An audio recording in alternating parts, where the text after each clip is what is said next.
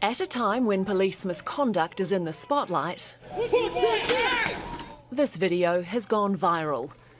A 75-year-old man left on the ground after officers appear to shove him.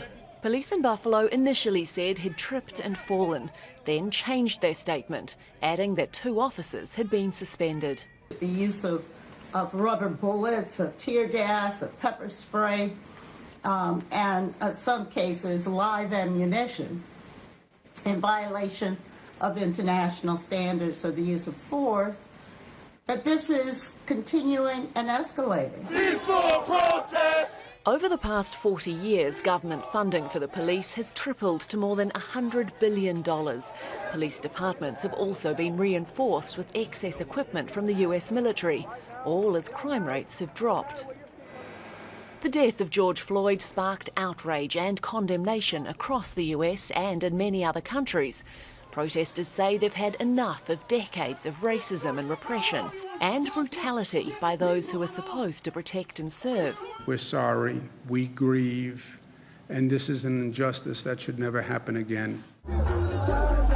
But despite the mostly peaceful protests, critics say there's plenty of evidence the injustice is continuing, with several confrontations since Floyd's death now under investigation.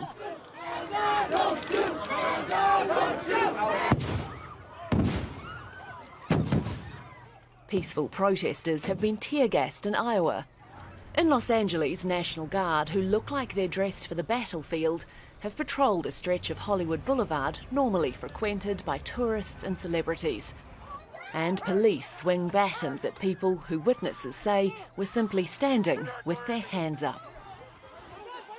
Protesters were arrested in New York City on Wednesday as police tried to enforce a curfew. The next day, the city's mayor, Bill de Blasio, was booed at a memorial service to George Floyd after he tried to defend the police action. President Donald Trump, too, accused of weaponizing his response to the protests by threatening to send in the military if demonstrations aren't brought under control. The streets outside the White House were forcefully cleared before Trump's photo op on Monday. Several protesters and the American Civil Liberties Union are suing the police over what happened.